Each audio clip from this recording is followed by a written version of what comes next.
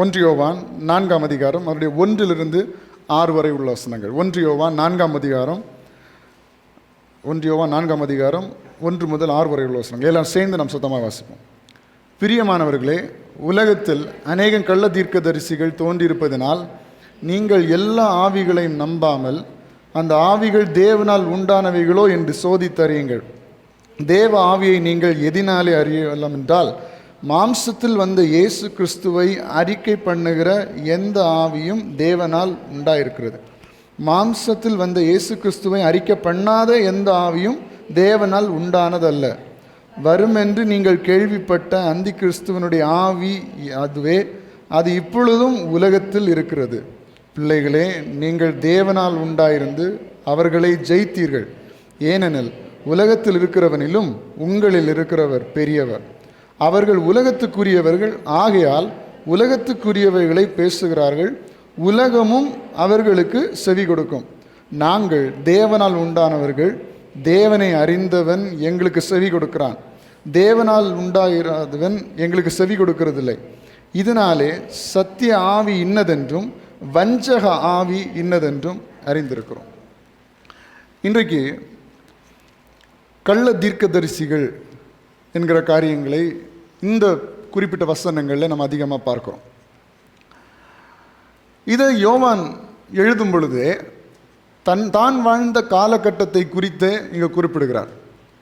நம்ம கடைசி காலம் என்று சொல்லும்போது ஏதோ 2020க்கு அப்புறம் தான் கடைசி காலம் நிறைய பேர் நினச்சிட்ருக்குறோம். 2020 நிறைய பேர் நினச்சிட்ருக்குறோம். 2024 தான் கடைசி காலம். கடைசி காலம் எப்போ துவங்கினதுன்னு சொன்னால், இயேசு கிறிஸ்து இந்த பூமியில் வாழ்ந்து நமக்காக பாடுகள் பட்டு மரித்து உயிர் தெழுந்ததுலேருந்தே இது என்ன காலம்? கடைசி காலம். சரியா? அப்போ அப்பொழுதிலிருந்தே கள்ள தீர்க்கதரிசிகளும் இருக்கிறார்கள். இன்னும் சொல்ல போனால் பழைய ஏற்பாட்டு காலத்திலே யார் இருக்கிறா? கள்ள தீர்க்கதரிசிகள் இருக்கிறார்கள். ஆண்டவருக்கு விரோதமாய் பேசுகிறவர்கள் இருக்கிறார்கள். நிறைய காரியங்களை பார்க்கிறோம்.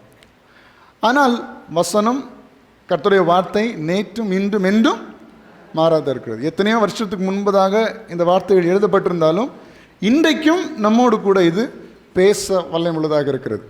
அப்போ இன்றைக்கு இதில் பார்க்குறோம், உலகத்தில் அநேக கள்ள தீர்க்கதரிசிகள் தோன்றியிருப்பதனால் நீங்கள் எல்லா ஆவிகளையும் நம்பாமல் அந்த ஆவிகள் தேவனால் உண்டானவைகளோ என்று சோதித்தறியுங்கள். இது ஜனங்களுக்கும் கர்த்தருடைய பிள்ளைகளுக்கும் கொடுக்கப்படுகிற வார்த்தை. அப்போ நீங்கள் இந்த உலகத்தை பார்க்கும் பொழுது எப்படி பார்க்க வேண்டும்? எல்லாரையும் நம்பக்கூடியவர்களாக நம்ம இருக்கக்கூடாது. எல்லாரையும் கண்மூடித்தனமாக நம்புகிறவர்களாக இருக்கக்கூடாது. யாரை நம்பணும்னா தேவனை மட்டும் கண்மூடித்தனமாக நம்ப வேண்டும். நம்மை உருவாக்கின, நம்மை சிருஷ்டித்த, நம்மை இதுவரை வழி நடத்துகிற தேவனை நாம் கண்மூடித்தனமாக நம்ப வேண்டுமே தவிர எந்த மனுஷனையும் தேவனுடைய ஊழியக்காரன் என்று சொல்லுகிற எல்லாரையும், நான் கர்த்தருடைய தீர்க்கதரிசி என்று சொல்லுகிற எல்லாரையும் நம்ம நம்பக்கூடாது என்று நான் சொல்லவில்லை, வேதவசனம் சொல்லுகிறது. நீங்கள் நான் முதல்ல சொல்லிட்டேன், நான் பர்சனலாக சொல்கிறேன் அப்படின்னு நீங்கள் யாருமே என்ன செய்யக்கூடாது, நினச்சிக்கக்கூடாது. முழுக்க கர்த்தருடைய வார்த்தையிலிருந்து, கர்த்தருடைய வசனத்திலிருந்து தான் இன்றைக்கு நான் சில காரியங்களை சொல்ல போகிறேன். அப்போ கள்ள தீர்க்கதரிசி அப்படி என்றால், அதாவது வெளியோட்டமாக தேவனுடைய பிள்ளை என்கிற தோற்றம், வெளியோட்டமாக கர்த்தருடைய ஊழியக்காரன், கர்த்தருடைய ஊழியத்தை செய்கிறோம், கர்த்தருடைய விசுவாசி, சபைக்கு போகிறவன் என்கிற தோற்றம். சரியா? தோற்றம்னா என்னது? அவங்களுடைய ட்ரெஸ்ஸிங் சென்ஸையோ இல்லை அவங்க செலவு பண்ணுற விதங்களோ அதை பற்றி நான் பேசலை. எதை பற்றி சொல்கிறேன்னா, அவங்களுடைய வாயின் வார்த்தைகளாக இருக்கலாம், அவங்களுடைய செயல்களாக இருக்கலாம். இதெல்லாமே எதை காண்பிக்குதுன்னா, நான் கர்த்தருடைய பிள்ளை என்பதை காண்பிக்குது. ஆனால் உள்ளத்தில் ஆண்டவருக்கு வார்த்தையை நான் சொல்லணும், ஆண்டவருடைய சொற்படி கேட்க வேண்டும் என்கிற எண்ணம் இல்லாத எந்த ஊழியக்காரனும் அது எந்த லிஸ்ட்டில் வருது? கள்ள தீர்க்கதரிசி லிஸ்ட்டில் வருது. சரியா? இது நம்ம சொல்லி ஆகணும் கண்டிப்பாக. நானாக இருந்தாலும் நீங்களாக இருந்தாலும் கர்த்தர் சொல்லாததை அவர் சொன்னார் அப்படின்னு சொன்னா அது என்னது? கள்ள தீர்க்கதரிசனம். கர்த்தர் சொன்னதை சொல்லாமல் இருந்தால் அதுவும் கள்ள தீர்க்க தரிசனம். சரியா?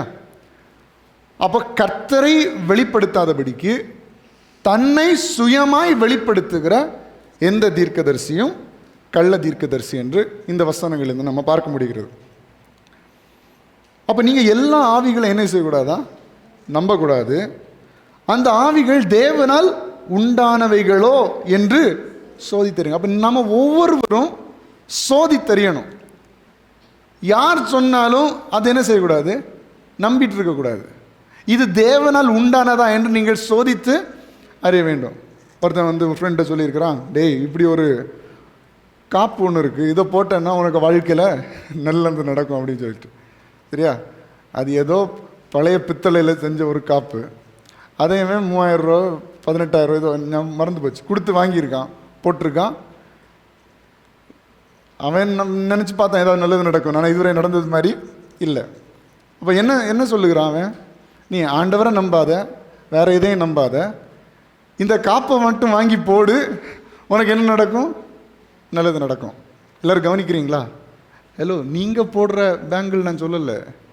ஸோ நீங்கள் மாற்றி எடுத்து புரிஞ்சுக்க போகிறீங்க. ஐயோ நம்ம இனி காப்பு போடக்கூடாது. அதாவது அவன் சொல்லியிருக்கான், இந்த காப்பு வந்து ஒரு தெய்வீக காப்பு. என்ன காப்பு சொல்லுங்கள், பதில் சொல்லுங்கள். தெய்வீக காப்பு. இது வந்து இதுக்கு ஒரு சக்தி இருக்குது. இதை நீ போட்டேன்னா உனக்கு என்ன நடக்கும்? நல்லது நடக்கும் அப்படின்னு சொல்லிட்டு சொல்லுகிறார். அதை நம்பி செய்திருக்கான். சரி, அப்போ நம்மளிடத்தில் ஒரு மனுஷன் இப்படி வந்து சொல்லும்போது உங்கள் பதில் என்னவா இருக்கும்? என்னதில் இருக்கும்? அப்படியாக்கா, அப்போ எனக்கு ஒரு 3 காப்பு தாங்க. என் வீட்டில் மொத்தம் 3 பேர் நாங்கள் இருக்கோம், 3 அண்ணன் தாங்க, அப்படி சொல்லுவீங்களா நீங்கள்? அப்போ நம்ம முதல்ல ஒருத்தன் இப்படி வந்து தவறான, இப்போ இது வந்து நான் சொல்கிறேன் உலக பிரகாரமாக ஆண்டவராகிய இயேசு கிறிஸ்துவை தாண்டி, அதாவது இயேசுவன் என்கிற பேரை பயன்படுத்தாமல் வேறு விதமான பொருளோ பொண்ணோ இல்லை ஏதாவது ஒரு சின்ன ஒரு பொருளோ ஏதாவது ஒரு சிலையோ இப்படி சொல்லி சில பேர் என்ன செய்கிறாங்கன்னா இயேசுவனுடைய நாமத்தை பயன்படுத்திய இதை பண்ணுங்க, இதை செய்யுங்க. இயேசு சொல்லுகிறார், நீ வீட்டை மாற்றி தலைகீழாக கட்டு, அப்போ தான் உனக்கு வீட்டுக்கு என்ன வரும்? என்ன வரும்? ஆசீர்வாதம். நான் தான் முதலே சொல்லிட்டேன், யாரையும் நான் பர்சனலாக சொல்லலை, தேவனுடைய வார்த்தையின்படி நான் உங்களுக்கு சில காரியங்களை எனக்கு சொல்லுகிறேன். ஆனால் நீங்கள் யாரும் பர்சனலாக எடுத்துக்க வேண்டாம். நான் யாரையும் குறிப்பிட்டு சொல்ல, எதையுமே சொல்ல. கர்த்தர் தீர்க்க தரிசனமாக சொல்லுகிறார், நீங்கள் இந்த வீடை விட்டுட்டு வேற ஒரு வீடை வாடகைக்கு எடுங்க அப்படின்னு. அப்போ நம்ம சோதி தெரியணும், இது கர்த்தருடைய வார்த்தையா, கர்த்தருடைய திட்டமா? ஒருவேளை ஆண்டவர் நீ எனக்கு விருப்பம் இல்லாமல் இந்த இடத்துல நீ வீடு கட்டியிருக்கிற, நான் உன்னை நாட்டி இருந்த இடம் வேற, அங்கே போய் வீடு கட்டுன்னு சொன்னால் என்ன செய்யலாம்? கீழ்ப்படிலாம். அதில் தப்பு இல்லை. ஆண்டவர் சொன்னால், நல்ல கவனிங்க, ஆண்டவர் சொன்னால்.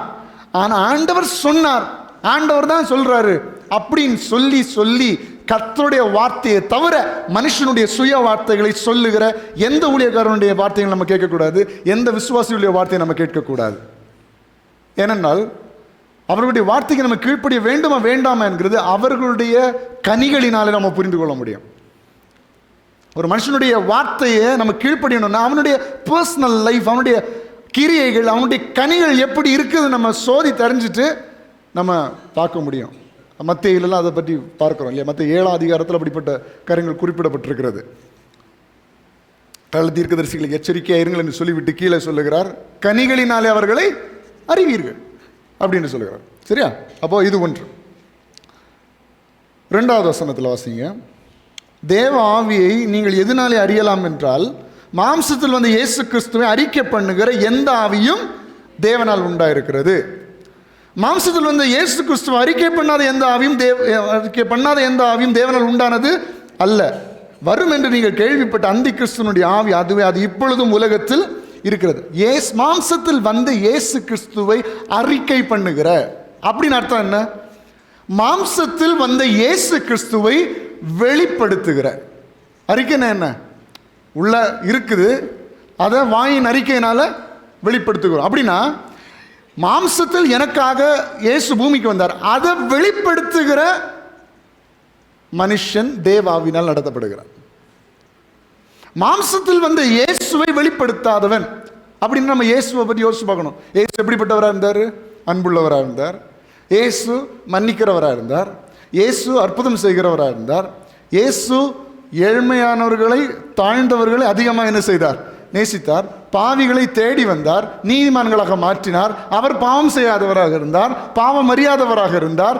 எவ்வளவு குற்றம் அவர் மேல் சுமத்தப்பட்டாலும் அவர் அதை எல்லாவற்றையும் மன்னித்து தெய்வீக அன்பை வெளிப்படுத்துகிறவராக இயேசு காணப்பட்டார். அப்ப மாம்சத்தில் வந்த இயேசுவை அறிக்கை செய்கிறார். அப்படின்னா என்ன? மாம்சத்தில் வந்த இயேசுவை பிரதிபலிக்கிற, வெளிப்படுத்துகிற ஒரு மனுஷனாய் நீங்கள் இருந்தால் நீங்கள் கர்த்தருடைய தீர்க்கதரிசியா இருப்பீர்கள். சரியா? அப்போ மாம்சத்தில் வந்த இயேசுவை வெளிப்படுத்தல, கேரக்டர்ல அது தெரியல, வார்த்தையில் அது தெரியல, நடத்தையில் அது தெரியல. ஆனா வாயத்திறந்தா தீர்க்க தரிசனம். அப்படின்னா அது என்னது? இல்லை, கவனிக்கிறீங்களா? என்ன எத்தனை நிமிஷம் நான் சொல்லுது புரியுது? கரங்களை உயர்த்துங்க பார்க்கலாம். எங்க இருக்கிற தீர்க்க தரிசிகள் எல்லாம் கரங்களை உயர்த்தி சத்தமாய் ஹல்லேலூயா. அப்போ எல்லா தீர்க்க தரிசிகளும் கவனிங்க. என்னன்னா, மாம்சத்தில் வந்த இயேசு கிறிஸ்துவை வெளிப்படுத்துகிறவனாக நான் இருப்பேனே, ஆனால் நான் யாரு? தீர்க்கதரிசி. மாம்சத்தில் வந்த இயேசுவை வெளிப்படுத்தாதவனாய், பேச்சில் இயேசப்பாவை போல ஒரு சாயலே இல்லை, செயல்களில் இயேசப்பாவை போல ஒரு சாயலே இல்லை, நடத்தையில் இயேசப்பாவை போல ஒரு சாயலே இல்லை. ஆனா கர்த்தர் சொல்லுகிறார், கர்த்தர் உரைக்கிறார் அப்படின்னு சொல்லிட்டு ஃபுல்லாக தீர்க்க சொல்லிட்டு இருந்தால் அது என்ன இல்லை? தீர்க்க தரிசனம் அல்ல, அது கள்ள தீர்க்க தரிசனம் என்று வேதவசனம் சொல்லுகிறது. இப்போ இப்படிப்பட்ட ஜனங்களா நம்ம இருக்கக்கூடாது. ஒன்று, சரியா? ஆண்டவர் சொல்லாததை சொன்னார்னு சொல்றவனா நான் இருக்க கூடாது. அதை போல ஒரு பாவம் கிடையாது. சிலர்லாம் லிட்ரலாக நிறைய ஃபேமிலிஸை ஏமாத்துறவங்களே இருக்கிறாங்க. ஆண்டவர் சொன்னார், இப்படி கொடுக்கறதுக்குன்னு ஆண்டவர் உங்கள்கிட்ட சொல்ல சொன்னார், இப்படி நீங்கள் செய்யணும்னு ஆண்டவர் சொல்ல சொன்னார். அப்படிலாம் ஏமாற்றுறவங்க நிறைய இருக்கிறாங்க. ஆண்டவர் சொல்லாததை ஆண்டவர் சொன்னார்னு சொன்னால் அது மிகப்பெரிய பாவம். முதல்ல நம்ம அதை கிளியராக இருக்கணும். சரியா? எல்லோரும் இந்த வசனத்தை கவனிக்கிற எல்லாரும் இந்த பகல் வேளையில் இவ்வளோ சத்தத்தில் நான் பேசிகிட்டு இருக்கும்போது நல்ல சொப்பனங்களை பார்த்து கொண்டிருக்கிற நீங்கள் எல்லாரும் எப்படி இருக்கணும்னா, முதல்ல இந்த வசனத்துக்கு கீழ்ப்படியணும். என்ன வசனத்துக்கு? முதல்ல நான் கள்ள தீர்க்கதரிசியா இருக்கக்கூடாது, நான் கர்த்தரை வெளிப்படுத்துகிறவனாக இருக்க வேண்டும். முதல்ல அதில் கிளியராக இருக்கணும். என்னைக்குமே உங்களுடைய வாழ்க்கையில், உங்கள் வாயிலிருந்து, என்னுடைய வாழ்க்கையில் என் வாயிலிருந்து ஆண்டவர் சொல்லாததை சொல்லக்கூடாது, ஆண்டவர் சொல்லுன்னு சொன்னதை சொல்லாமல் இருக்கக்கூடாது. சரியா? இதில் முதல்ல கிளியராக இருக்கணும். ரெண்டாவது, இப்படிப்பட்ட மனிதர்களை நம்ம அறிந்து கொள்ள வேண்டும். யாராவது ஏதாவது சொன்னால் அப்படியே பிளைண்டாக என்ன செய்யக்கூடாது? நம்பக்கூடாது. ஆண்டவரிடத்தில் ஒப்பு கொடுத்து, ஏசப்பா இப்படி சொல்கிறாங்க ஆண்டவர், இதெல்லாம் சரியா அப்படின்னு சொல்லி ஒரு நிமிஷம் என்ன செய்யணும்? யோசித்து பார்க்க வேண்டும்.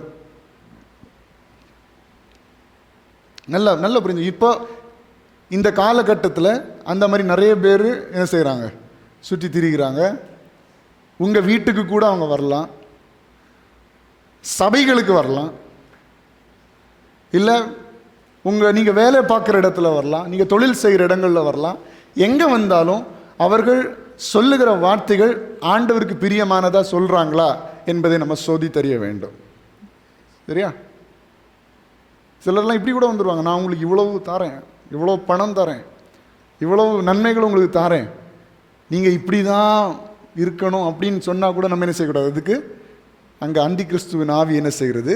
கிரியை செய்கிறது என்பதை புரிந்து கொள்ள வேண்டும். சரியா? பிள்ளைகளை, நீங்கள் தேவனால் உண்டாயிருந்து அவர்களை ஜெயித்தீர்கள், ஏனெனில் உலகத்தில் இருக்கிறவனிலும் உங்களில் இருக்கிறவர் பெரியவர், அவர்கள் உலகத்துக்குரியவர்கள் ஆகியால் உலகத்துக்குரியவைகளை பேசுகிறார்கள், உலகம் அவர்களுக்கு செவி கொடுக்கும். அப்போ நீங்கள் இதை ஒரு ரீசனாக வைக்கலாம். எப்படி நான் கள்ள தீர்க்கதரிசியை கண்டுபிடிக்கிறது? வேதவசனம் என்ன சொல்லுகிறது? அவர்கள் உலகத்துக்குரியவர்கள் ஆகையால் உலகத்துக்குரியவைகளையே பேசுகிறார்கள்.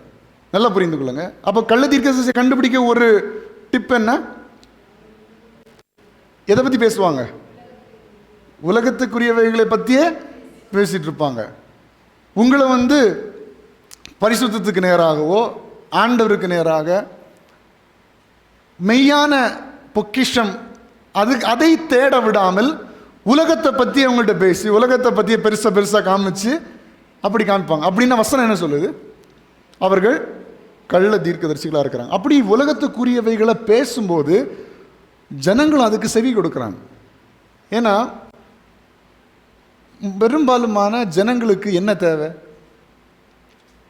உலகத்தில் உள்ள ஆசீர்வாதங்கள் தேவை. ஏன்னா அவங்க அதை தேடுறாங்க, அதை வாஞ்சிக்கிறாங்க. எல்லாம் யாரை கேட்டாலும் நான் நல்லா இருக்கணும், என் குடும்பம் நல்லா இருக்கணும், எனக்கு நல்ல வேலை கிடைக்கணும், நல்ல சம்பளம் வரணும், எனக்கு நிறைய காசு தேவை இருக்குது, எனக்கு அது வாங்கணும் இது வாங்கணும், அப்படி வீடு கட்டணும் இப்படி வீடு கட்டணும், அந்த வண்டி வாங்கணும் இந்த வண்டி வாங்கணும், இந்த பைக்கு வாங்கணும் அந்த பைக்கு வாங்கணும், அவன் போட்டிருக்க ட்ரெஸ்ஸோட நல்ல ட்ரெஸ்ஸு நான் வாங்கணும், அவன் போட்டிருக்க சட்டையோட நல்ல சட்டை நான் வாங்கணும், அவன் வச்சுருக்க பைக்கோட ஒரு ஸ்டெப்பு கூடின பைக்கை நான் வாங்கணும், அவன் போட்டிருக்க ஷூவோட நான் நல்ல ஒரு ஷூ வாங்கணும். எல்லாருக்கும் இதிலேயே பிஸியாக டைம் போயிடுது. ஆண்டவரை தேடுற எண்ணம் இல்லை. இப்போ ஒருத்தர் ஆண்டவர் பக்கத்தில் இருக்கிறவனை விட நல்ல ஷூவை உனக்கு தருவார் அப்படின்னு சொன்னா இவன் நான் இன்னிலிருந்து இவரை பின்பற்ற போறேன். புரியுதா உங்களுக்கு? எப்படி ஜனங்கள் பின்பற்றுகிறாங்கன்னு சொல்றேன் உங்களுக்கு. அவனை விட இவன் ஆசீர்வதிப்பாருன்னு சொன்னாலே அங்க ஆண்டவர் இல்லை. ஹலோ, உங்களை தாழ்த்த நினைக்கிற சத்துருவுக்கு முன்பதாக உங்களை தலையை நிமிர்த்துவார். அது கர்த்தருடைய வேலை. மத்தேயு 6:33 என்ன சொல்லுகிறது? முதலாவது தேவனுடைய ராஜ்யத்தையும் நீரே தேடுங்க, அப்பொழுது எல்லாம் உங்களுக்கு. நான் எனக்கு விரோதமாக கொந்தளிக்கிற எதை பற்றி நான் கவலைப்பட போறதில்லை. நான் கர்த்தரையும் அவருடைய நீதியை தேடும் பொழுது எனக்கு தேவையான எல்லா உயர்வையும் அவர் தருவார். அவனை விட பெருசாகணும்னு எனக்கு ஆசை இல்லைப்பா. இப்போ யோசேப்பு சகோதரர்களோட பெருசாகணும்னு போட்டி போட்டிருந்தான்னா அவன் எகிப்துக்கே அதிகாரியாக ஆக்கப்பட்டிருப்பானா? இல்லை, மைண்ட் பண்ணவே இல்லை. டே, ஆண்டவர் என்ன வேற விதமாக ஆசீர்வதிக்க போகிறார், ஆண்டவர் என்ன வேற விதமாக உயர்த்த போகிறார், எனக்கு விரோதமாக கொந்தளிக்கிறதுலாம் எனக்கு ஒரு பொருட்டே இல்லை. அப்போ நல்லா கவனிங்க, அவனை விட இவனை விட நல்லா இருக்கணும் அப்படிங்கிற ஒரு போதனை தவறான போதனையாக இருக்கிறது. கர்த்தர் என்னை வச்சு என்ன செய்ய சித்தமாக இருக்கிறாரோ அதை நான் செய்யணும். அப்போது சிலர் உலகத்தை குறித்தே போதிச்சு ஆண்டவர் முக்கியம் கிடையாது, ஆண்டவருக்காக வாழ்கிறது முக்கியம் இல்லை, பரலோக ராஜ்யம் முக்கியம் இல்லை, பரலோக ராஜ்யத்துக்கு நம்ம குடும்பமாக போகணும், பரிசுத்தமாக வாழணும், இந்த உலகம் ஒரு நாள் முடிவுக்கு வரப்போகிறது, நம்மளை ஒரு நாள் கர்த்தர் அழைத்து செல்ல போகிறார், இதுதான்ப்பா முக்கியம். அதான் முதலாவது தேவனுடைய ராஜ்யத்தையும். அப்போ முதல்ல ஆண்டவர் தான்ப்பா முக்கியம், முதல்ல ஏசப்பா தான் முக்கியம், முதல்ல அவருக்கு வார்த்தை கீழ்ப்படிஞ்சு நடக்கிறதானா முக்கியம். அதுக்கப்புறம் தான் இந்த உலகத்தில் உள்ள ஆசீர்வாதம், உலகத்தில் உள்ள நன்மைகள் அப்படின்னு சொல்கிறத விட்டுட்டு மெயினாக நீ உலகத்தில் தான் நல்லா இருக்கணும், உலகத்தில் தான் பெரிய ஆளாக இருக்கணும், அப்போ தான் ஆண்டவர் உன்னை நேசிக்கிறார்னு அர்த்தம் அப்படின்னு சொன்னால் அங்கே கொஞ்சம் கோளாறு இருக்கிறது. அப்படி யாராவது சொல்வார்கள், ஆனால் சொல்கிறாங்களான்னு எனக்கு தெரியல. ஒருவேளை சொன்னால் அது கள்ள போதனை, அதை சொல்லுகிறவர்கள் கள்ள தீர்க்கதரிசிகள். சரிங்களா? ஆண்டவர் முக்கியம் இல்லை. நல்ல கவனிங்க, ஆண்டவர் முக்கியம் இல்லை, ஆண்டவருக்காக வாழ்கிறது முக்கியம் இல்லை. உலகத்தில் நீ நல்லா இருக்கிறது, உலகத்தில் நீ நிறைய ஆசீர்வாதங்களை வச்சிருக்கிறது, உலகத்தில் நீ பெரிய ஆளாக இருப்பது தான் முக்கியம் அப்படின்னு யாராவது போதிப்பார்களானால் அந்த போதனை கள்ள போதனையாக இருக்கிறது, அந்த உபதேசம் கள்ள உபதேசமாக இருக்கிறது. அது ரிலேட்டடாக ஆண்டவர் சொன்னார், ஆண்டவர் இப்படி சொல்கிறாருன்னு சொல்லி தீர்க்க தரிசனம் சொல்வதை போல யாராவது சொன்னால் அது வேதத்தின் பிரகாரம் கள்ள தீர்க்க தரிசனமாக இருக்கிறது. அப்போ இப்படி உலகத்துக்குரிய காரியங்களை பேசும்போது உலகமும் அதுக்கு செவி கொடுக்கிறது. ஆனால் 6ஆம் வசனம், நாங்கள் தேவனால் உண்டானவர்கள், தேவனை அறிந்தவன் எங்களுக்கு செவி கொடுக்கிறான், தேவனால் உண்டாயிராதவன் எங்களுக்கு செவி கொடுக்கறதில்லை. இதனாலே சத்திய ஆவி இன்னதென்றும் வஞ்சக ஆவி இன்னதென்றும் அறிந்திருக்கிறோம். ஆண்டவர் துன்மார்க்கனை நேசிக்க சொல்கிறாரு, ஆனால் துன்மார்க்கனுடைய வழியில் நடக்கக்கூடாதுன்னு சொல்லுகிறார். பாவிகளை நேசிக்க சொல்லுகிறார், ஆனால் பாவிகளுடைய வழியில் நீ நிற்க கூடாது என்று சொல்லுகிறார். அப்போ இந்த உலகத்தை போற்றுவதற்காக நாம் இருக்கக்கூடாது. உலகம் செய்கிற எல்லாத்தையும் அப்ரிஷியேட் பண்ணி சிங்கி அடிச்சுட்டு போகிறதுக்காக நம்ம வரல. அப்போ நம்முடைய போதனைகள் கர்த்தருடைய வார்த்தையின்படி இருக்கணும். கர்த்தருடைய வசனத்தின்படி இருக்கணுமே தவிர ஏன் சுய இஷ்டத்தின்படி நான் பேச ஆரம்பித்தேன்னா அது கள்ள போதனையாக இருக்கிறது. சரியா? எல்லாமே கர்த்தருடைய வார்த்தையின் பிரகாரம் நடக்க வேண்டும். சரி, இது ரிலேட்டடான சில காரியங்களை நம்ம வாசிப்போம். உபாகமம் 18ஆம் அதிகாரம் 20ஆம் வசனம். இன்றைக்கி நான் பாயிண்ட் அவங்களுக்கு நிறைய காரியங்களை சொல்ல மாட்டேன், வசனங்களை உங்களுக்கு எடுத்து காண்பிக்கிறேன். உபாகமம் 18:20.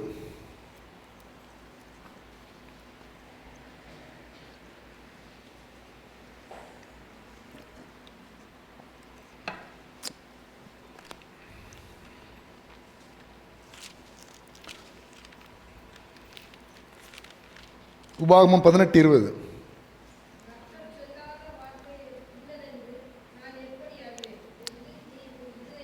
இல்லை 18:20.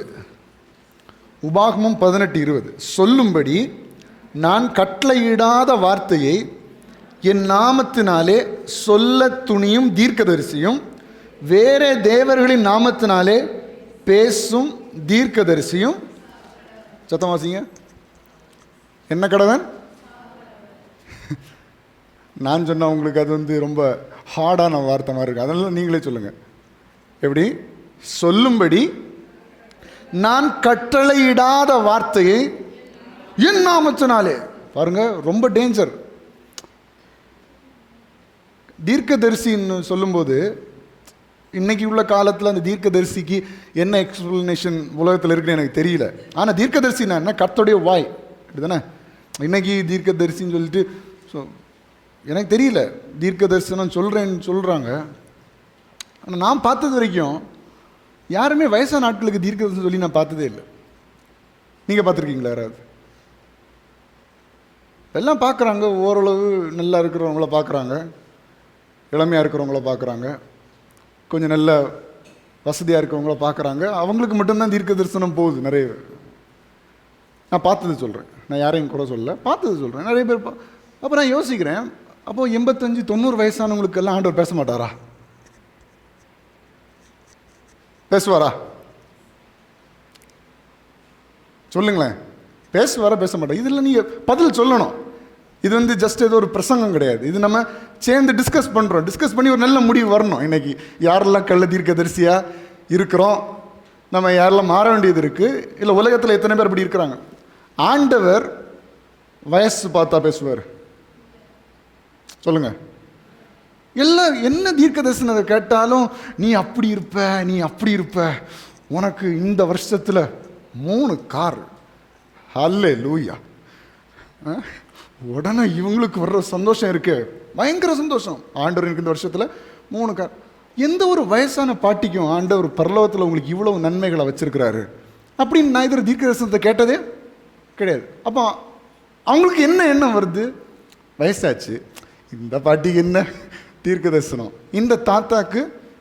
ஆனால் அவர்கள் தான் சீக்கிரமாக இயேசுவை தரிசிக்க போகிறாங்க, இல்லையா? கரெக்ட் தானே? யார் வேணாலும் சீக்கிரமாக தரிசிக்கலாம், நீங்கள் இப்போ நினச்சாலும் தரிசிக்கலாம். ஆனால் எங்கே போய் தரிசிக்கிறீங்கன்னு தான் மேட்ரு. அப்போ வயசானவங்க இயற்கையாகவே அவர்கள் சீக்கிரமாக கர்த்தரை என்ன செய்ய போகிறார்கள்? தரிசிக்க போக. அப்போ அவர்களுக்கும் ஆண்டவர்களுக்கு ஐக்கியம் எப்படி இருக்கும்? நீங்கள் நினைச்சாலும் சரி நினைக்காலும் சரி, நம்ம தான் வயசானவங்களை அற்பமாக பார்க்குறோம். ஆனால் ஆண்டவர் அப்படி பார்க்குறது இல்லை. ஆண்டவர் விலையேற பெற்றவர்களை பார்க்குறது. ஏன்னா என் பிள்ளை சீக்கிரமாக என்கிட்ட வரப்போகிறா, என் பையன் சீக்கிரமாக என்கிட்ட வரப்போகிறான். பையன்னா நமக்கு தாத்தாவாக இருக்கும், ஆண்டவருக்கு யார் தான்? அது பிள்ளை தான், பையன் தான், இல்லையா? அப்போது சீக்கிரம். அப்போ அவங்கள குறித்த ஆண்டுடைய நோக்கம் எவ்வளோ பெருசாக இருக்கும்? அது மனுஷனுடைய காதுகளுக்கு தெரியுமா? மனுஷனுடைய கண்களுக்கு அது தெரியுமா? ஆண்டவர் தானே வெளிப்படுத்த முடியும். எந்த தீர்க்கதரிசியாவது அப்படிப்பட்ட காரியங்களை வெளிப்படுத்தி இருக்கிறாங்களா? வெளிப்படுத்தி இருக்கிறாங்களா? இல்லை.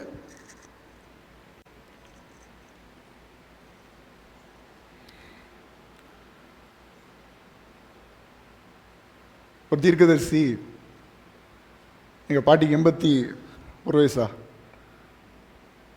81 வயசில் இருக்கும்போது அவர் பாட்டிக்கு பாட்டி இறக்குறதுக்கு ஒரு 10 வருஷத்துக்கு முன்னாடியே அவங்களுக்கு ஸ்ட்ரோக் வந்துருச்சு. சரியா? சுகர் ஜாஸ்தியாகி. ஏன்னா இப்போ இருக்கிற மாதிரி கொஞ்சம் டெக்னாலஜிலாம் அப்போ தெரிஞ்சிருந்தா கூட பாட்டிக்கெல்லாம் அப்படி வர விட்டுருக்க மாட்டோம். தெரியாது, புத்தி இல்லை, அறிவும் இல்லை, அதுக்குள்ள வசதிகளும் இல்லை. அப்போ ஸ்ட்ரோக் வர விட்டுருக்க மாட்டோம். கண்டிப்பாக அப்பப்போ செக் பண்ணி பாட்டிக்கு நல்ல ஆகாரத்தெல்லாம் கொடுத்து காப்பாற்றி இருந்திருக்கலாம். ஆனால் அவங்க எங்களுக்கு அந்த சுகரை பற்றிலாம் தெரியாத டைமில் பாட்டிக்கு ஸ்ட்ரோக் வந்துருச்சு. கிட்டத்தட்ட 10-11 வருஷம் உயிரோடு இருந்தாங்க. பாட்டிக்கு எழும்பி ஈஸியாக நடக்கலாம் முடியாது, ரொம்ப கஷ்டப்படுவாங்க. அவங்களுக்கு ஒரு சைடில் ஸ்ட்ரோக்கானால பாட்டி நடக்கணுன்னாலும் பாட்டி டெய்லி நடக்க வைப்போம் நாங்கள். பாட்டியை எழுப்பி எனக்கு தோளில் கை வைக்க சொல்லிவிட்டு அப்படியே நடந்து போய் பாட்டி பின்னாடியே நடந்து வருவாங்க. ஏன்னா கொஞ்சம் அந்த உடம்பு மூமெண்ட் இருக்கணும்ல, அப்படின்னு நடக்க வைப்போம். பாட்டிக்கு நடக்கவே முடியாது, கஷ்டம். சர்ச்சுக்கு கூட்டிகிட்டு வரணுன்னா கூட 2 பேர் தாங்கி நடத்தோம். நான் பசங்கள்லாம் ஹெல்ப் பண்ணியிருக்காங்க.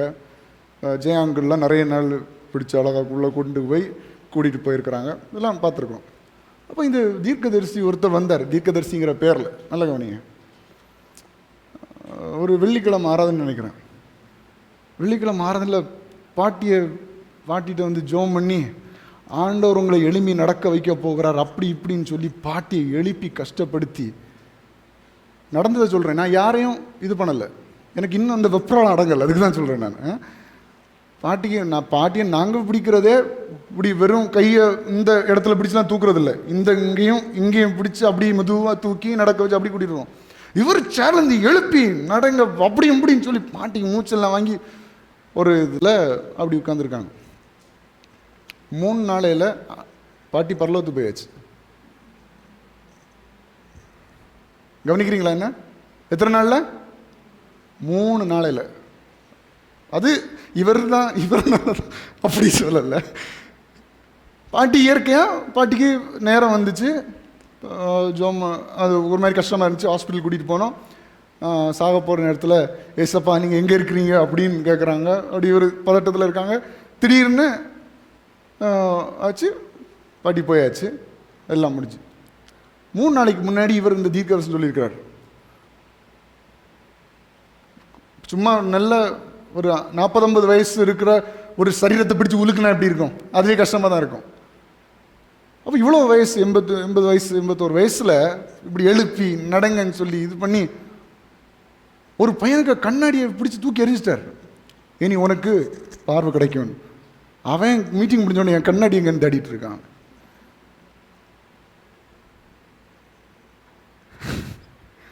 கண்ணாடி இருந்தாலாவது வேற ஏதாவது தூக்கி போட்டிருந்தா கண்ணாடியை தேடி எடுத்துருப்பான். இது கண்ணாடியை தூக்கி போட்டு கண்ணாடியை தேடுறதுக்கு அவனுக்கு முடியாமல் போச்சு. நடந்த உண்மையை சொல்கிறேன், நடந்த உண்மை, கட்டுக்கதை கிடையாது, நம்ம சர்ச்சில் நடந்த உண்மை. அப்போ என்ன தீர்க்க தரிசனம் அது? ஆண்டவர் அப்படி கண்ணாடி தூக்கி எறிய சொல்லியிருக்கிறாரா? கலத்தி நீ பாரு உனக்கு தெரியுதா அப்படின்னு செக் பண்ண சொல்ல முடியாதா? தூக்கி எறிஞ்சிடலாமா உடனே? ஆண்டு பிள்ளைய கடைசி காலத்தில் கள்ளத்தீர்க்கதரிசிகள் என்ன நான் எழுதிட்டேன். இது தீர்க்க தரிசனமா? இது அன்னைக்கு வெள்ளிக்கிழமை 3 மணிக்கூர் வேஸ்ட்டு. ஆனால் அந்த டைமில் நடக்கும்போது ஏதோ பயங்கரமாக செஞ்ச மாதிரி இருந்து, ஏதோ ஹீரோயிசமாக இருந்து, ஏதோ பயங்கர வல்லமையாக பேசுகிற மாதிரி, வல்லமையாக செயல்படுற மாதிரி. End of the day no result, nothing. ஒரு அற்புதமும் இல்லை, ஒரு அடையாளமும் இல்லை. அப்போ இது எந்த ஆவியினால் நடத்தப்படுகிறார்கள்? எந்த ஆவியினால் நடத்தப்படுகிறார்கள்? கண்டிப்பாக தேவ ஆவியினால் இல்லை. தேவ ஆவியினால் நடத்தப்படுகிற ஒரு தீர்க்கதரிசியாக இருந்தால் அந்த இடத்துல பரலோக பிரசன்னம் அப்படி என்ன செய்திருக்கும்? வந்திருக்கும். அற்புதங்கள் அடையாளங்கள் என்ன செய்திருக்கும்? நடந்திருக்கும். அப்படி எழுப்பி உழுக்க வேண்டிய அவசியமே இல்லையே. ஆண்டுடைய அற்புதம் வெளிப்படும் போது பாட்டி எந்திரிச்சு நடப்பாங்களே இல்லையா? ஆமென். நீங்களும் நானும் ஜெபிக்கும் அப்படிப்பட்ட அற்புதங்கள் நடக்கணும். யாரையும் பிடிச்சு உழுக்க வேண்டியதும் இல்லை, யாரையும் பிடிச்சு கஷ்டப்படுத்த வேண்டியதும் இல்லை, யாருக்கு கண்ணாடியும் பிடிச்சு தூர எறிய வேண்டிய அவசியமும் இல்லை. நான் ஜெபிக்கும் பொழுது கர்த்தர் அற்புதங்களை செய்வார். கர்த்தர் வியாதியஸ்தர்களை குணமாக்குவார். முடவர்களை கர்த்தர் நடக்க பண்ணுவார். கண் தெரியாதவர்களை கர்த்தர் பார்வையடைய செய்வார். பல வருடங்களை வியாதிகளினாலும் பலவீனம் கஷ்டப்பட்டு இருக்கிற ஜனங்களை கர்த்தருடைய வல்லமை குணமாக்கும். என்னுடைய பலன் அல்ல, என்னுடைய சாமர்த்தியம் அல்ல, கர்த்தருடைய வல்லமை அதை செய்யும். ஆமென். அப்போ இந்த தீர்க்கதரிசிகள் சுயமாக எதையாவது பேசி மனுஷர்களை வசீகரிக்கிற ஒரு தன்மையை நம்ம பார்க்குறோம். நான் சொன்னேன் இல்லையா, முதல்ல வயசானவங்களுக்கு தீர்க்க தரிசனமே கிடையாது. வயசானவங்க பாவம் இசப்பா இசப்பா இசப்பான்னு ஏதாவது ஒரு முக்கில் போய் இருந்துட்டு ஜெபம் பண்ணிட்டு அப்படியே கூனி குறி வீட்டுக்கு போவாங்க. தீர்க்க தரிசனம் அவங்களுக்கு கிடையாது. தீர்க்க தரிசனம்லாம் நல்லா அல்லேலூயா நல்லா கைத்தட்டி ஆராதிச்சு நல்லா இது பண்றவங்களுக்கு தான் தீர்க்க தரிசனம்.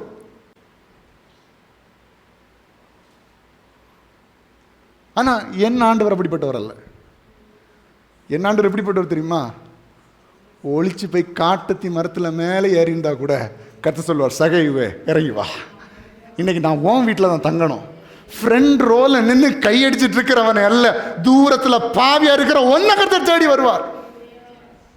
ஊழியத்துக்கு எவன் பிரயோஜனமா இருப்பான் அவனுக்கு 2 தீர்க்க தரிசனம் சொல்லுவான் இல்ல. ஊழியத்துக்கும் சபைக்கும் சம்பந்தம் இல்லாதவனை கர்த்தர் நோக்கி கூப்பிடுவார். அவன் வருவான். அவன் மூலமாக கர்த்தர் தேசத்துல பெரிய காரியங்களை செய்வான். இதான் கர்த்தர் பேசுகிறது. அப்போ இயேசுவை வெளிப்படுத்துகிறவன் நான் இருக்கும்போது ஏன் ஊழியத்தில் அப்படிப்பட்ட காரியங்கள் நடக்கும்? புரியுதுங்களா உங்களுக்கு? எத்தனை பேர் சொல்ல தெரியப்படுது? தீர்க்கதரிசிகள் கரங்களை உயர்த்தி ஹல்லேலூயா. Very good. சரி, நம்ம இந்த வசனம் உபாகமம் 18:20 சொல்லும்படி நான் கட்டளையிடாத வார்த்தையை என் நாமத்தினாலே சொல்ல துணியும். அதுக்கு ஒரு துணிவு வேணும், துணிகரம். ஆண்டவர் சொல்லாதத சொல்றது என்னது? துணிகரம். பயப்படணுங்க கர்த்தருடைய நாமத்தை பயன்படுத்துறதுக்கு. கர்த்தருடைய நாமத்தை வீணிலே வணங்காதிருப்பாயாக. அதை நீங்க மிஸ்யூஸ் பண்ணக்கூடாது. ஆண்டவர் சொன்னார், ஆண்டவர் காட்டினாரு, ஆண்டவர் இப்படி சொன்னார். நோ, அதுக்கு நீங்க பயப்படணும். ஆண்டவர் சொன்னார், ஆண்டவர் சொல்றாரு, ஆண்டவர் இப்ப சொல்லிட்டே இருக்கிறாரு, இதான் சொல்லிட்டேன். கவனமா இருக்கணும். ஏன்னா கர்த்தர் அதை விரும்புகிறது இல்லை. ஆண்டவருடைய வார்த்தையை சொல்வதற்கு பயப்பட வேண்டும், நடுங்க வேண்டும். ஆண்டவருடைய நாமத்தை பயன்படுத்துறதுக்கு ஒரு பயம் வேண்டாமா? துணிகரமா சொல்லிடலாமா அவர் சொன்னாருன்னு? உங்க விசுவாச அறிக்கைன்னா விசுவாச அறிக்கைன்னு சொல்லுங்க. நான் விசுவாசிக்கிறேன் ஆண்டவர் என் வாழ்க்கையை ஆசீர்வதிப்பார் அப்படி சொல்லுங்க. ஆண்டவர் சொன்னார் உன் வாழ்க்கையை ஆசீர்வதிப்பார், அது என்னது? துணிகரம். ஆண்டவர் எல்லாரையும் தான் ஆசீர்வதிப்பார். வீணிலே வழங்கக்கூடாது. சரியா? ஏதோ சுய வளர்ச்சிக்காக, ஒரு பூரிப்புக்காக, ஒரு சந்தோஷத்துக்காக கர்த்தருடைய வார்த்தையை வீணில் என்ன செய்யக்கூடாது? வழங்கக்கூடாது. அப்போ சொல்லும்படி நான் கட்டளையிடாத வார்த்தை என் நாமத்தினாலே சொல்ல துணியும் தீர்க்கதரிசியும், வேறே தேவர்களின் நாமத்தினாலே பேசும் தீர்க்கதரிசியும். பாருங்க, பழைய பாட்டில் இவ்வளோ ரொம்ப மோசமாக இருந்துச்சு. சரியா?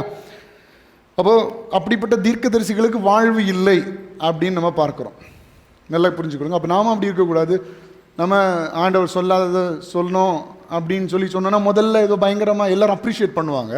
கொஞ்ச நாள் போக போக வளர்ச்சியே இருக்காது, ஆண்டவருக்கு அனுகிரகமே இருக்காது. உண்மையாக கர்த்தருடைய வார்த்தைக்கு செவி கொடுத்து கீழ்ப்படிஞ்சு ஆண்டவர் சொன்னதை சொல்லி, ஆண்டவர் சொல்லக்கூடாதுன்னு சொன்னதை சொல்லாமல் அவருடைய வார்த்தைக்கு கீழ்ப்படிந்து நீங்கள் நடந்து அதை போதிக்கிறவர்களாக இருந்தால் உங்களுடைய வளர்ச்சியை யாராலும் தடுக்க முடியாது. சரியா? சரி, இது ஒன்று பார்த்தோம். எசேக்கியேல் 13:9 வேகமாக எடுங்க. ஐயோ, எசேக்கியேல் 13:9 டைம் வேகமாக போயிடுச்சு, சீக்கிரமாக வாசிங்க.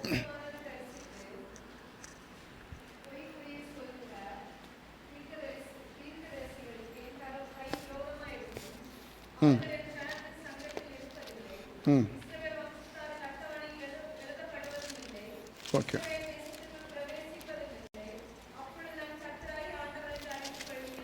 பாருங்க என்ன வசனம் என்ன சொல்லுது? அபத்தமானதை தரிசித்து பொய்க்குறியை சொல்லுகிற தீர்க்கதரிசிகளுக்கு என் கை விரோதம். பாருங்க, நிறைய பேர் இந்த காலத்தில் நீங்கள் நம்புறீங்களோ இல்லையோ, நிறைய பேர் பிசாசு நாவியினால தீர்க்கதரிசனம் சொல்லுகிறார்கள். சரியா?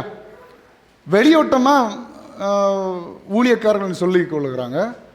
ஆனால் அவங்களுடைய டார்க் சைடில் அவங்க மந்திரங்கள் பண்ணி பிசாசின் உதவியோடு காசு சம்பாதிப்பதற்காக குறிகளை சொல்லுகிற நிறைய மனிதர்கள் இருக்கிறார்கள். சரியா? அது நீங்கள் நம்மனால நம்மட்டாலும் அது நடக்குது, நிறைய இடத்துல நடக்குது. நிறைய பேர் நிறைய மந்திரவாதிகளே வேஷம் மாதிரிலாம் என்ன செய்கிறாங்க, இந்த மாதிரி காரியங்களெல்லாம் செய்கிறாங்க. ஆண்டுடைய பிள்ளை அப்படின்னு சொல்லிட்டு பிசாசினுடைய உதவிகளோடு பல காரியங்களை செய்கிறார்கள். அப்போ அபத்தமான தரிசித்து பொய்க்குறியை சொல்லுகிற தீர்க்கதரிசிகளுக்கு என் கை விரோதமாக இருக்கும்.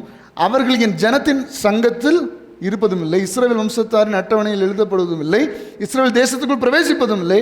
அப்பொழுது நான் கர்த்தராகிய ஆண்டவர் என்று. அப்படின்னா எந்த இடத்துலையுமே அவங்களுக்கு இடமே கிடையாது, எங்கேயுமே வாழ முடியாது. என் பிள்ளைகள்ங்கிற ஸ்தானத்தில் அவர்கள் இருக்க மாட்டார்கள். எரேமியா 14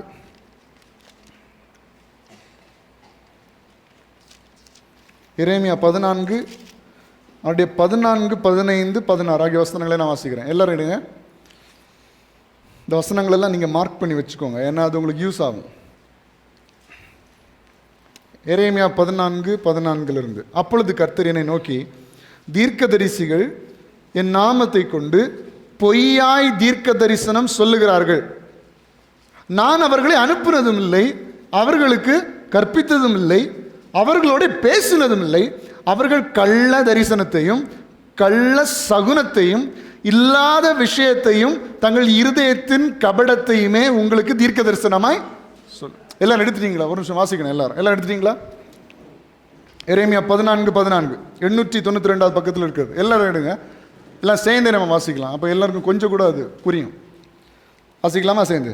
அப்பொழுது கர்த்தர் என்னை நோக்கி, தீர்க்கதரிசிகள் என் நாமத்தை கொண்டு பொய்யாய் தீர்க்க தரிசனம் சொல்லுகிறார்கள். நான் அவர்களை அனுப்பினதும் இல்லை, அவர்களுக்கு கற்பித்ததும் இல்லை, அவர்களோட பேசினதும் இல்லை. அவர்கள் கள்ள தரிசனத்தையும் கள்ள சகுனத்தையும் இல்லாத விசேஷத்தையும் தங்கள் இருதயத்தின் கபடத்தையுமே உங்களுக்கு தீர்க்க தரிசனமாய் சொல்லுகிறார். எதை சொல்றாங்க? அவங்க இருதயத்தின் கபடத்தை தீர்க்க தரிசனமாய் சொல்லுகிறார்கள். அதாவது அவங்க இருதயம் வாஞ்சிக்கிற அந்த கள்ளத்தனத்தை எனக்கு தீர்க்க தரிசனமாக சொல்லுகிறார்கள். ஆண்டவர் இப்படி சொல்றாரு, இப்படி செய்வாரு, இப்படி செய்ய போறாருன்னு சொல்லிட்டு அவங்களுக்கு இருதயத்தை தோன்றதை சொல்றாங்க. ஆண்டவர் சொல்லாததை, ஆண்டவர் பேசாததை, ஆண்டவர் விரும்பாததை ஆண்டவர் அவங்களுக்கு கற்பிச்சதும் இல்லையா, ஆண்டவர் அவங்களோட பேசினதே இல்லையா. ஹலோ, ஆண்டவர் அவங்கள்ட்ட பேசினதே கிடையாது, பேசினதே இல்லை. அப்புறம் எப்படி நம்ம தீர்க்கதரிசியா இருக்க முடியும்? அப்போ இந்த வசனத்திலிருந்தே நம்ம புரிந்து கொள்ள முடியும். அப்போ ஒரு தீர்க்கதரிசி எப்படி இருக்கணும்? பொய்யா தீர்க்க தரிசனம் சொல்லக்கூடாது, ஆண்டவர் அனுப்பினவனா இருக்கணும். அதான, நான் அவர்களை அனுப்பினதும் இல்லை அப்படின்னா ஆண்டவரால் அனுப்பப்பட்டவனா இருக்கணும், ஆண்டவரால் போதிக்கப்பட்டவனா இருக்கணும், ஆண்டவர் அவனிடத்தில் பேசி இருக்கணும், நல்ல தரிசனத்தையும் ஆண்டவருடைய நேரத்தையும் இருக்கிற காரியங்களையும் இருதயத்தில் ஆண்டவர் கொடுத்த தெளிவையும் உடையவனாக இருக்கணும். அந்த வார்த்தை எல்லாத்துக்கும் ஆப்போசிட்டை போடுங்க, அப்போ கரெக்டாக வந்துடும். தீர்க்கதரிசனம் எப்படிலாம் இருக்கக்கூடாதோ அப்படிலாம் இதுக்கு ஆப்போசிட்டாக நம்ம இருந்தால் நம்ம எப்படிப்பட்டவர்களாக இருக்கும்? கர்த்தருடைய வாயாக இருப்போம், கர்த்தருடைய தீர்க்கதரிசிகளாக இருப்போம். கரெக்ட் தானே? அடுத்தது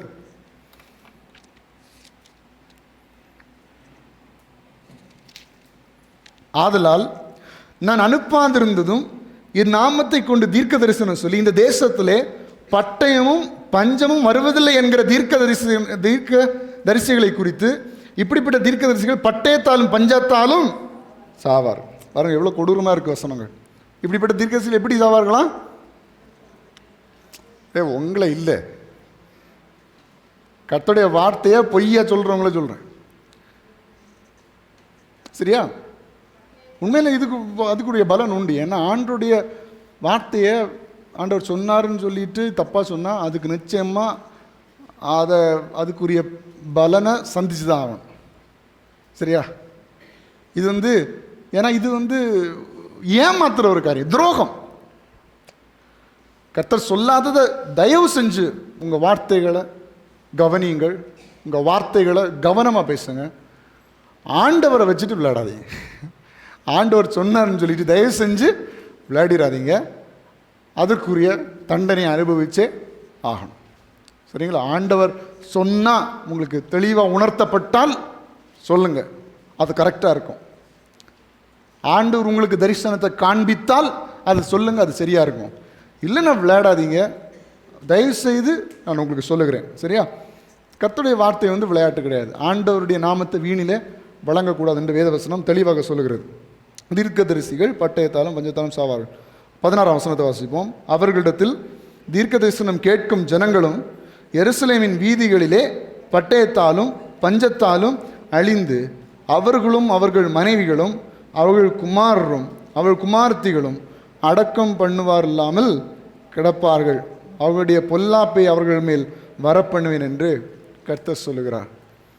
இது சில ஜனங்கள் இருக்கிறாங்க, ஆண்டவருக்கு மேலே பயபக்தி இருக்காது, ஆண்டவரை தேடணுங்கிற எண்ணம் இருக்காது, தீர்க்கதரிசிகளை தேடி போயிட்டு இருப்பாங்க. இந்த மாதிரி ஆட்களை பார்த்துருக்குறீங்களா?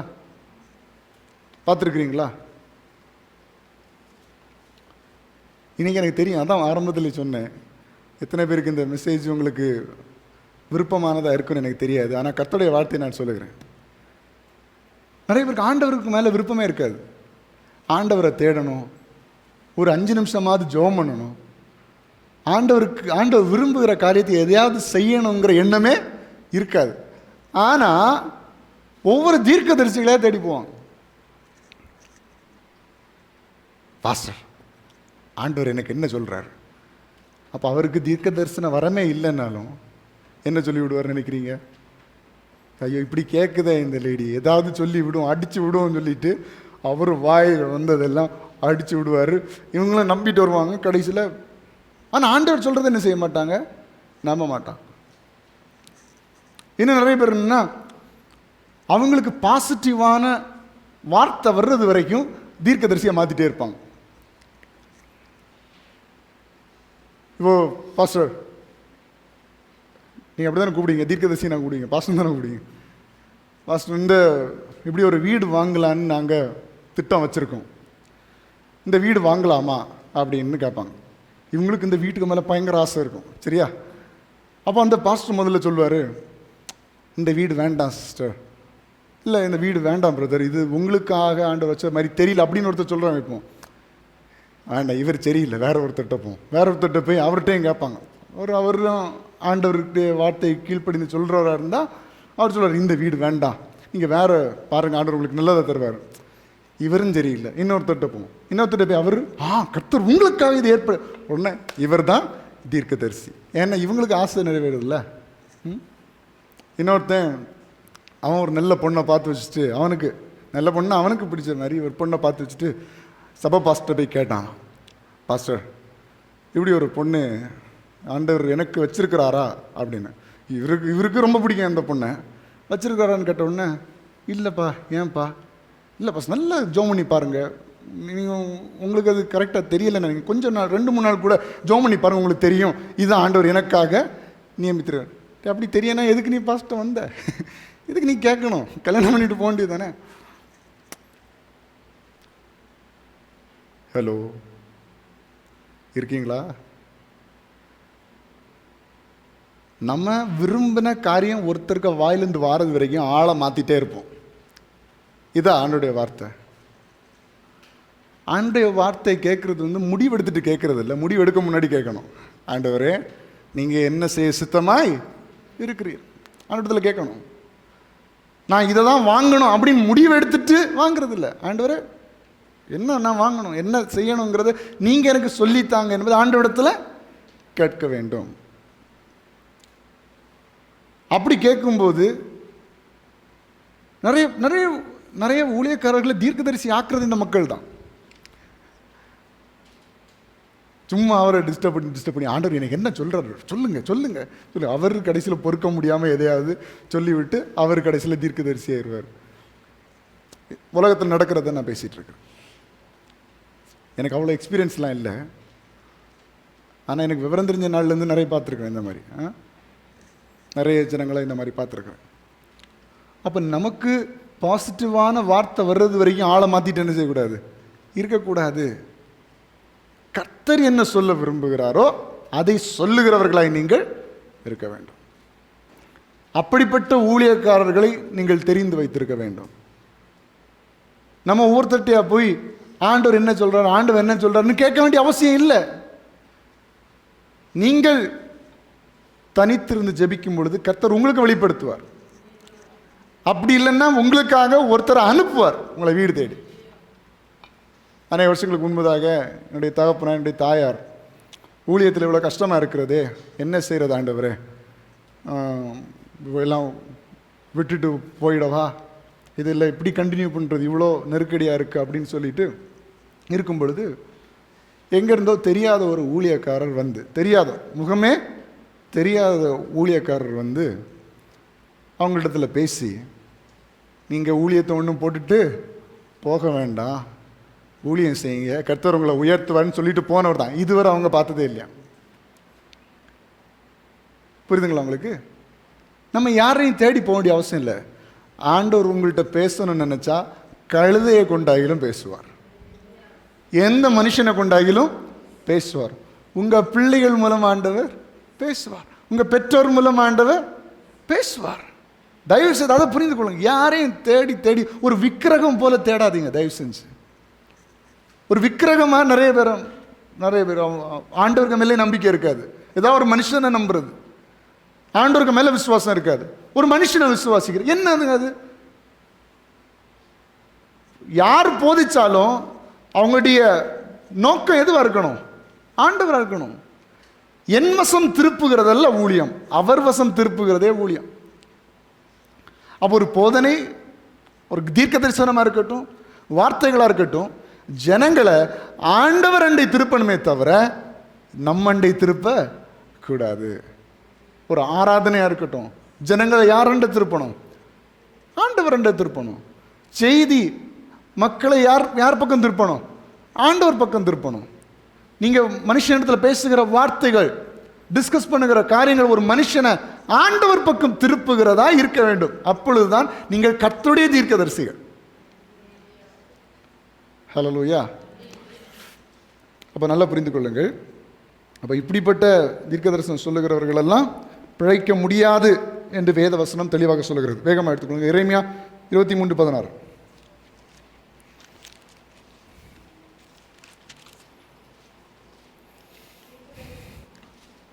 23:16. உங்களுக்கு தீர்க்க தரிசனம் சொல்லுகிற தீர்க்கதரிசிகளின் வார்த்தைகளை கேளாதிருங்கள், அவர்கள் உங்களை வீண் பெருமை கொள்ளும்படி செய்கிறார்கள். கர்த்தருடைய வாக்கை அல்ல, தாங்கள் யூகித்த தரிசனத்தை சொல்லுகிறார்கள் என்று சேனைகளின் கர்த்தர் சொல்லுகிறார். யார் சொல்லுகிறார்? தேவன் சொல்லுகிறார். உங்களுக்கு தீர்க்க தரிசனம் சொல்லுகிற தீர்க்கதரிசிகளின் வார்த்தைகளை கேளாதிருங்கள். அப்படிப்பட்ட தீர்க்க தரிசன வார்த்தைகளுக்கு அவங்க உங்களை வீண் பெருமை அடைய செய்கிறார்கள். கர்த்தருடைய வாக்கை அல்ல, கர்த்தருடைய வார்த்தை அல்ல, அவங்க யூகித்த, அவங்க கெஸ் பண்ண காரியங்களை சொல்லுகிறார்கள் என்று சேனைகளின் கர்த்தர் சொல்லுகிறார். நான் சொல்ல போன நிறைய காமெடியான விஷயங்கள்லாம் உண்டு, ஆனால் அதை பப்ளிக்கில் சொல்லாமான்னு எனக்கு தெரியல. நிறைய பேர் கெஸ் பண்ணி சொன்ன காரியங்கள்லாம், கெஸ் பண்ணி நிறைய பேர், அதெல்லாம் எவ்வளோ எவ்வளோ தப்பான காரியம் பாருங்க, எவ்வளோ வேதனைக்குரிய காரியங்கள். கெஸ் பண்ணி வெளியே அப்பியரன்ஸை பார்த்துட்டு ஏதாவது வாயில் வந்து அடிச்சு விட்டுறது, அது பார்த்தா வேறையா இருக்கும். சில தீர்க்கதரிசிகள் என்ன செய்கிறார்? யூகித்து இப்படியா தான் இருக்கும், இவங்களா தான் இருக்கும், இப்படி யூகித்து கெஸ் பண்ணி கெஸ் பண்ணி கெஸ் பண்ணி சில சைக்காலஜிக்கலாக நிறைய பேர் இப்போ கண்டுபிடிக்கிறாங்க. அதுக்காக நிறைய பேர் படிக்கிறாங்க. சைக்காலஜிக்கலாக நிறைய பேர் படித்து ஒருத்தனோட லுக்கை பார்த்து, ஒருத்தனுடைய அவுட்வேர்ட் அப்பியரன்ஸை பார்த்து, கண் அசைவுகளை பார்த்து. சைக்காலஜி தெரியுமா உங்களுக்கு? இல்லை, சைக்காலஜி தெரியுமா? சைக்காலஜின்னு ஒன்று தெரியுமா? அப்படின்னா என்ன? மனுஷனுடைய செய்கைகள், அவனுடைய பேச்சு, அவனுடைய பார்வை, அவனுடைய இது அப்படிலாம் பார்த்து கண்டுபிடிச்சிருவாங்க. இவன் அப்போது யாராவது அப்படி ஒதுங்கி போயிருக்கும்போது, மகனே நீ வருத்தத்தில் இருக்கிறாய் அப்படின்னு சொன்னா, டே மூஞ்ச பார்த்தா தெரியுமாப்பா அவன் வருத்தத்தில் இருக்கிறான். கரெக்ட் தானே? ஒருத்தர் நல்லா ஜபத்தில் கண்ணீர் விட்டு அழுதுட்டு இருக்காரு, ஏசுப்பா என்ன உதவி செய்யுங்கன்னு, மகனே நீ அழுது கொண்டு இருக்கிறாய் அப்படின்னு சொன்னா எப்படி இருக்கும்? அதான் தெரியுமே, பார்த்தா தெரியுமே அழுதுட்டு இருக்கிறது. யூகித்து வசனம் வாசிங்க. நான் சொல்லல, சொந்தமா சொல்லல, வசனத்தை காண்பிக்கிறேன். எரேமியா 23:16. உங்களுக்கு தீர்க்க தரிசனம் சொல்லுகிற தீர்க்கதரிசிகளின் வார்த்தைகளை கேளாதிருங்கள். அப்போ நீங்க இன்னைக்கு ஒரு முடிவு எடுத்திருப்பீங்க, இவனுக்கு தீர்க்க தரிசனம்னாலே பிடிக்காது போல இருக்கு. நிச்சயமா கிடையாது, உங்களை விட அதிகமாக எனக்கு பிடிக்கும். சரியா? உண்மையான ஊழியக்காரங்க தீர்க்கம் சொல்லும்போது நான் அப்படியே சரணடைந்திருக்கிறேன். சரியா? அப்படியே சரணடைஞ்சு முழங்கால் போட்டு அழுதுருக்கிறேன். கர்த்தருடைய ஊழியக்காரர்கள் தீர்க்கதரிசனம் சொல்லும்போது, எனக்காக ஜெபிக்கும்போது நான் கண்ணீர் விட்டு அழுது ஆண்டவரிடத்தில் ஒப்பு கொடுத்துருக்கிறேன். நான் தீர்க்கதரிசனுக்கு எதிரானவன் கிடையாது. நம்ம சபையிலேருந்து ஆண்டவர் பேசுகிறாரு, நீங்கள் ஊழியக்காரங்களும் கொண்டு பேசுகிறாரு. சபை போதர் மூலமாக பேசுகிறேன். எத்தனையோ ஜனங்களுடைய வாழ்க்கையில் அற்புதங்கள். தீர்க்க தரிசனத்துக்குலாம் எதிரானவன் கிடையாது. நான் தீர்க்க தரிசனத்தை விரும்புகிறவன். தீர்க்க தரிசனம் கண்டிப்பாக தேவை. சபையில் ஆண்டவர் பேசணும், ஜனங்களுடைய இருதயத்தில் இருக்கிறது ஆண்டவர் சொல்லணும். அதுக்கு நான் எதிரானவனே கிடையாது. ஆனால் வசனம் என்ன சொல்லுகிறது? அவர்கள் உங்களை வீண் பெருமை கொள்ளும்படி செய்கிறார்கள், கர்த்தருடைய வாக்கை அல்ல தாங்கள் யோகித்த தரிசனத்தை சொல்லுகிறார்கள். சி, கெஸ் பண்ணுறாங்க, இதுவாக தான் இருக்கும், இதுவாக தான் இருக்கும் அப்படின்னு கெஸ் பண்ணி அடிச்சு விட்றாங்க. சிலது கிளிக் ஆயிரும், அதில் சிலர் பெரிய ஆள் ஆயிடுறாங்க. சிலர் கிளிக் ஆகாது, அந்த ஆள் அதுக்கப்புறம் கூப்பிடவே மாட்டாங்க. சரிங்களா?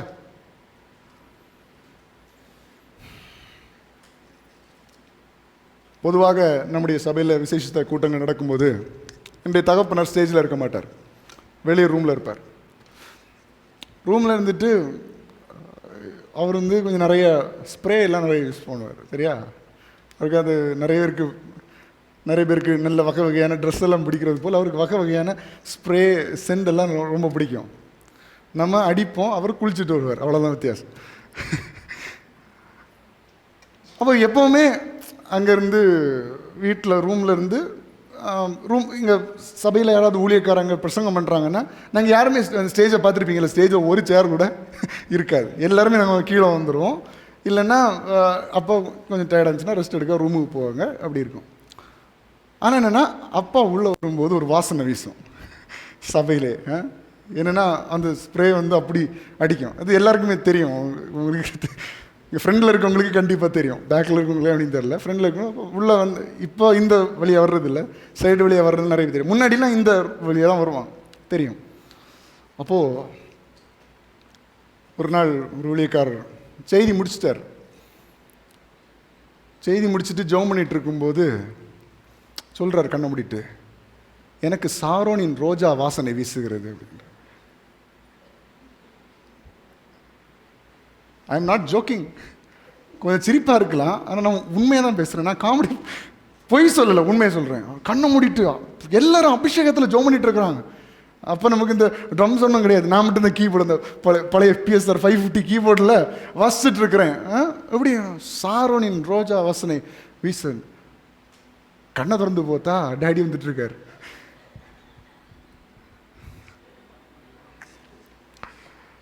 எனக்கு தெரியும் இவர் என்ன ஸ்ப்ரே யூஸ் பண்ணுறாரு, ஒரே ரூமில் தானே இருக்கும், எனக்கு தெரியாதா சாரோனின் ரோஜா எங்கேருந்து வந்துன்னு.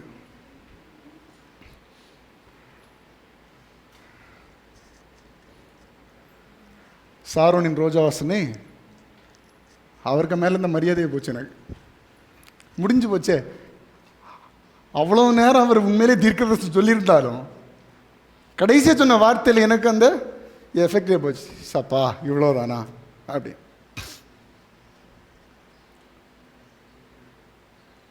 ஆண்டவருடைய பிள்ளைகளே, யூகித்து கெஸ் பண்ணி அவர் என்ன சொல்ல வர்றாருன்னா, சாரோனின் ரோஜா வாசனை வீசு, அதனால கர்த்தருடைய பிரசன்னம் அதிகமாக இருக்குது அப்படின்ட்டார்.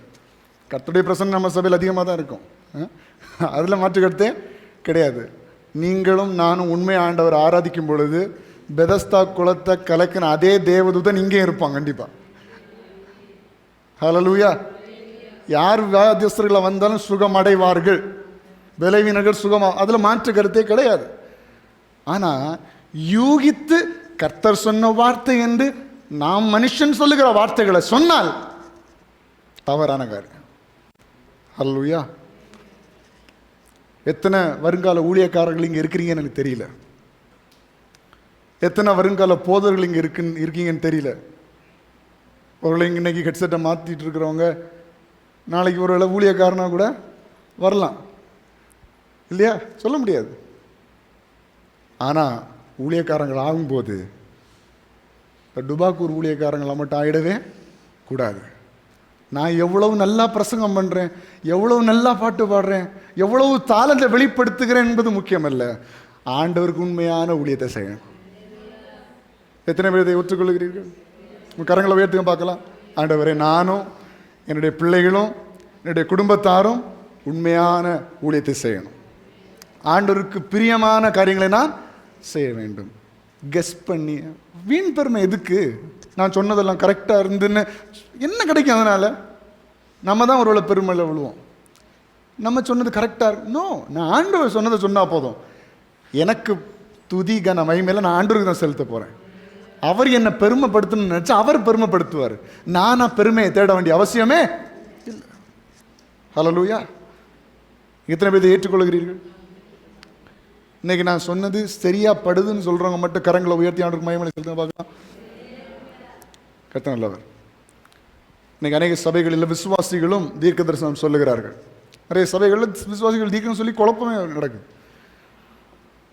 விசுவாசிகளாக இருந்தாலும் கர்த்தர் பேசுவார், அதில் மாற்று கருத்து இல்லை. யாராக இருந்தாலும் ஆண்டவர் பேசுவார். சின்ன பிள்ளைங்க மூலமாக பேசுவார், பெரியவங்க மூலமாக ஆண்டவர் பேசுவார். ஆனால் கர்த்தருடைய வார்த்தையை மட்டும் பேசணும். எல்லாரும் கரங்களை பேசி சொல்லுங்கள், நான். எல்லாம் சொல்லுங்கள், நான். இது ஒரு உடன்படிக்கை இன்னைக்கு, சரியா? எடுக்கிறீங்களா எல்லாரும் என்னோட கூட சேர்ந்து? இந்த பிள்ளைங்கள்லாம் கை தூங்க.